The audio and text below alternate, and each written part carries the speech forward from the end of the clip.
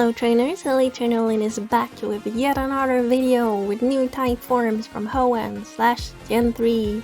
As you know by now, all the types are randomized. I have no idea what I'm gonna get, so they could be super cool or super lame.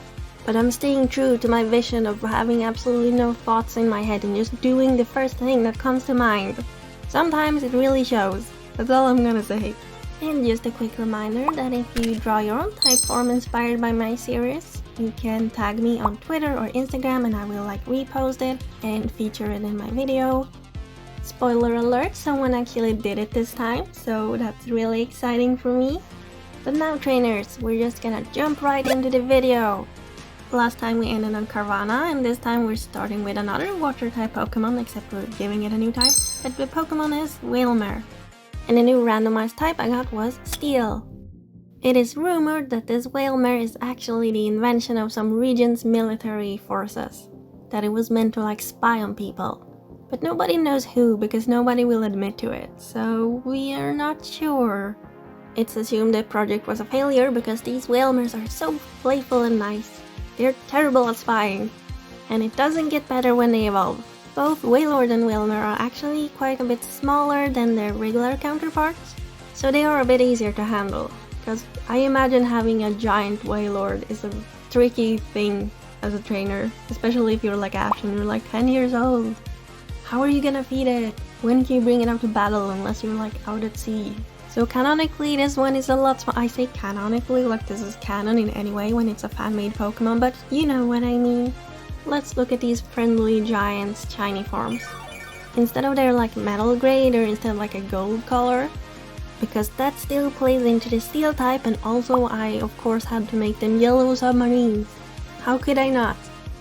Next Pokemon, Numel. New type, water.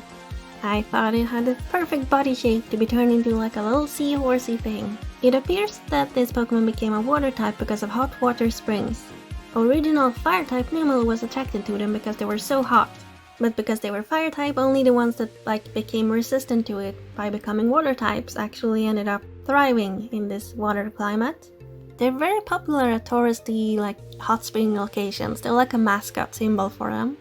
They're extremely friendly and calm Pokemon, and they're especially popular with old people. And of course it evolves into Camerupt, which is a pretty straightforward water type transformation. They're just supposed to be like a manatee. They tend to help out at the hot springs by creating hotspots using their hot water volcano geyser thingies on their back. And here we have the shiny forms. And we're quickly moving on to the next Pokemon, which is Torkoal. And the new type I got was Ice, which is quite funny because it's a fire type and now it's an ice type. It's kind of the polar opposite. So what happened is the regions where this Torkoal lived just started getting colder and colder. And because it's a slow tortoise, it kind of just didn't move. Instead of moving to warmer climates, it just stayed here and accidentally adopted the ice type. They're typically used by humans to putting things on their shells and then just using them to carry things around. You'd think it'd be very inefficient because they're so slow, but remember the humans are also just painfully walking through thick layers of snow, so nobody here is quick. They're also common as pets among people because they're super friendly and they like kids. They're very patient. And let's take a look at the shiny form. It has a more bluishy purpley shade to it. Next Pokemon is Spoink. And trainers, I got the perfect type for Spoink because I got Flying type. When pigs fly, they are flying now. Whatever sign you were waiting for, this is it. The pigs are flying. Allegedly, normal Spoink gained the flying type because it bounced so high into the sky that Arceus himself was like, "My child, I will grant you the flying type powers." This is probably not true, but those are the legends. And because the pearl it used to have on its head is supposed to be the source of its psychic power, it no longer has it because it's not a psychic type. It said if you see a Spoink fly through the sky, you get a wish granted. But let's evolve it into Grumpig. Grumpig is smaller than a regular Grumpig because it has to be a little bit lighter to be able to fly. I think that makes sense. And also a lot of bats have very, pig-nosed faces. So I think it actually works really well as a bat-like creature. They're both really popular Pokemon because they're treated as a good omen. If you see one, you're really lucky. And the shiny forms are pink, because how can you have a pig and not make it pink, you know? And we've made it all the way to Spinda, new type, ground.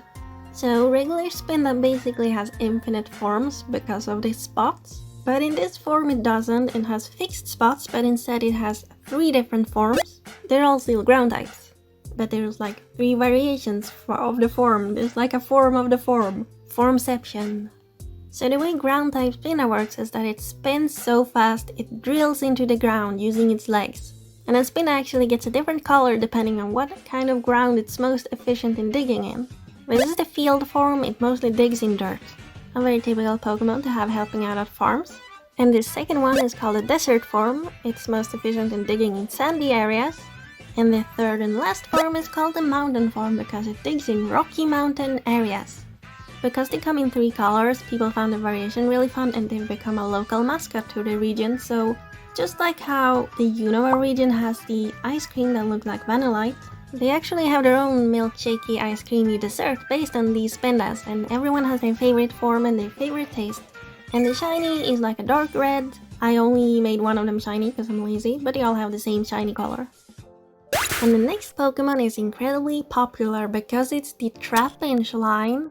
And trainers, this one is really special for several reasons. Not only is Flygon one of the most popular Hoenn Pokemon, but I actually got normal type. And I believe this is the first normal type I've gotten in the entire series, and this also means that I've finally gotten every single of the 18 types at least once in the series. It took until now to get all of them, but we made it. We've gotten a new type form of every type now. I think the Trapinch line is probably one of the absolute hardest lines to turn into a normal type, because the types of the Trapinch line don't really match up with your expectation given their real-life inspirations. So I did a very Pokemon thing of making the normal type white and brown. That's a very common thing for Pokemon to do. So I've decided this is like an early route Pokemon, you can run into it really early. Trapinch is supposed to dig holes and wait for the prey to fall in so it can, you know, bite it with its big jaws. But normal type Trapinch has kind of lost this skill and they kind of just nibble on their trainers. Their teeth are not sharp at all, so it's just seen as endearing. And of course it evolves into Vibrava, and I really struggle with this one. Because like, you have this Pokemon that's obviously a bug, but it's not a bug type. But I think at the core, because the main design inspiration is a bug, I still have to like keep it a bug. Because like, Vibrava in its normalest, most purest form is a bug. That's the core of Vibrava, so as a normal type it just has to be more buggy. Yet still somehow not a bug type. And honestly, it's a little bit funny that you can kind of just normal type any Pokemon by just giving them brown stripes. Very mild-tempered Pokemon. Excellent for beginner trainers, a lot of school kids have them. But of course, they're generally just considered the middle stage until you get to evolve it into the big Pokemon Flygon. And just like for Vibrava, I feel like Flygon in its purest form is kind of just a dragon, so I had to lean into the dragon parts to make it a normal type. And I mean, why not? It's cool to have a normal type dragon. These Flygons have kind of a dog-like personality, if that makes sense. They're very loyal and friendly, and as I said, they're like first route Pokemon, so they're super common. And much like Charizard, some people are like, what? It's not a dragon type. Shocked Pikachu face. Let's look at the shinies. I made them all green because I wanted to reflect, you know, the original Flygon color being green. And also because a green dragon is a very classic dragon. And even though Flygon isn't a dragon type, it's a dragon. Moving on to the next Pokemon, Cacnea, new type, Steel. So it said a long time ago in this region the Cacneas there were especially cowardly. This seemed to be the case until a war broke out for humans, and afterwards it would appear that Cacnea were taking the armor from the fallen warriors. With these armor added to their own bodies, they suddenly had new gained confidence. But because they came from having been Pokemon that were very cowardly, they're still very keen to protect others who are scared because they know what it feels like. And to evolve this Cacnea, you actually have to trade it holding Metal Coat. This will turn Cacturn into a full knight. And they have the classical fairy tale knight kind of mentality where they want to protect others and be righteous. And for the shinies, boring as I am, I did the same thing I did with Wailmer. I turned the steel parts gold. And we're moving on to another fan favorite Pokemon, it's Swablu, new type, Dark. Dark-type Swablu is seen as a very bad omen. It will bring you bad luck for years. But in truth, it's not actually an evil Pokemon that brings bad luck. What's actually going on is that Dark-type Swablu is incredibly clumsy and oblivious, so it keeps messing things up by accidentally like bumps into things and breaks things, and then it kind of just sits there like a giant baby not understanding why people are mad. And it doesn't care because it's completely oblivious to other people. And it evolves into Dark-type Altaria. They actually only evolve through high friendship, which is very unusual because people get really annoyed with them, so they don't usually reach high friendship with anyone.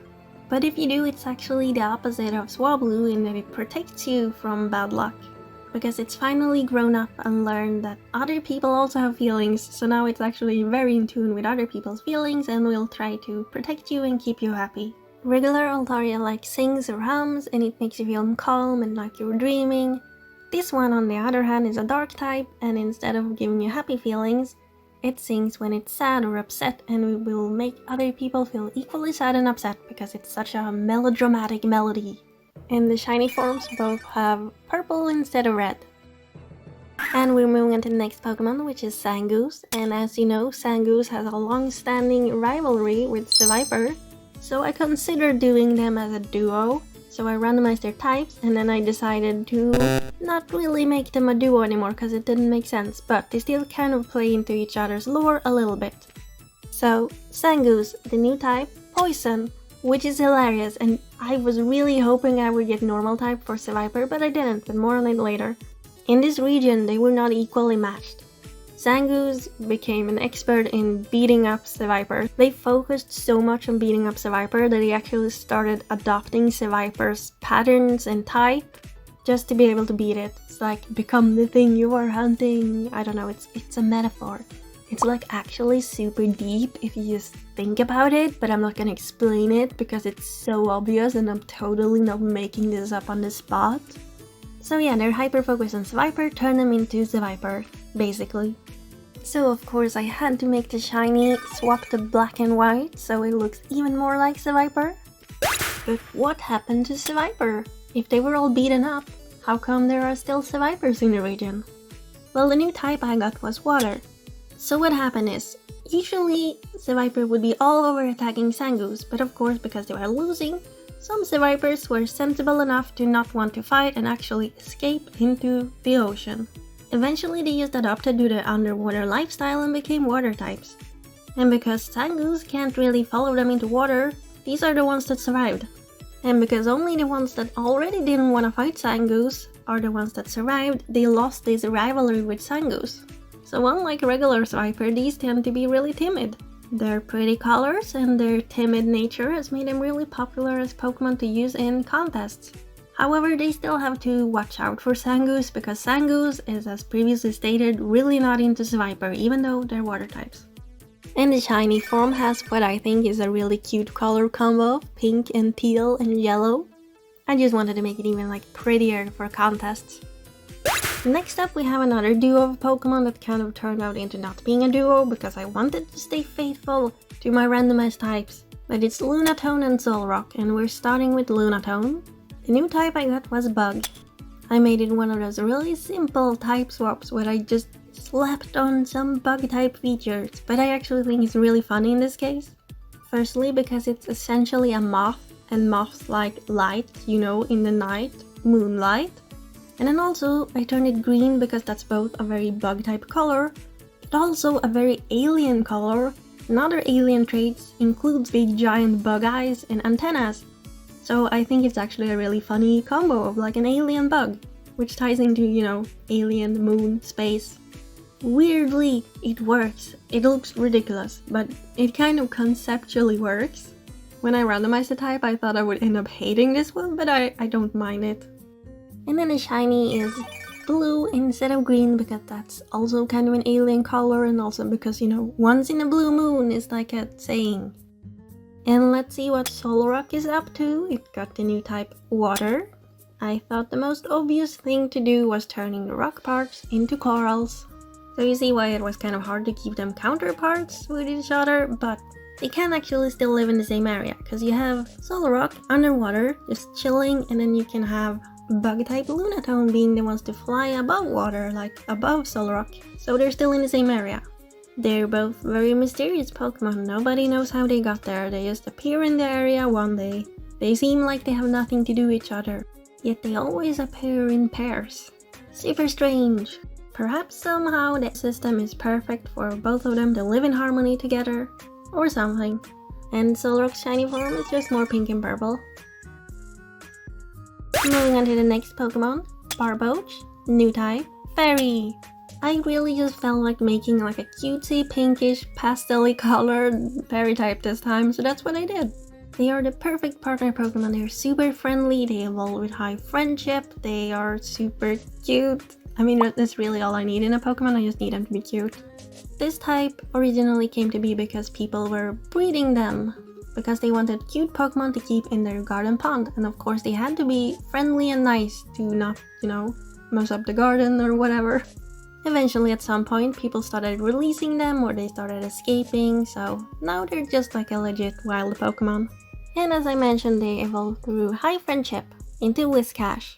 It's pink and it has a giant heart on his face because you can't stop me. I'm making it girly and cute and fairy. And as you can tell from the heart shape, it's also the kind of Pokemon that can give you heart scales. And then for the shinies, I decided to make them even more pink. Next Pokemon, Corphish. New type, Ghost. This was one of the Pokemon I really dreaded to make because I had no idea what to do. But I actually like how it turned out. It does help that Ghost is one of my favorite types. So Ghost type Corphish really wants to be scary, it really wants to scare people. But it's very clumsy and goofy and not very scary, so people just laugh at it.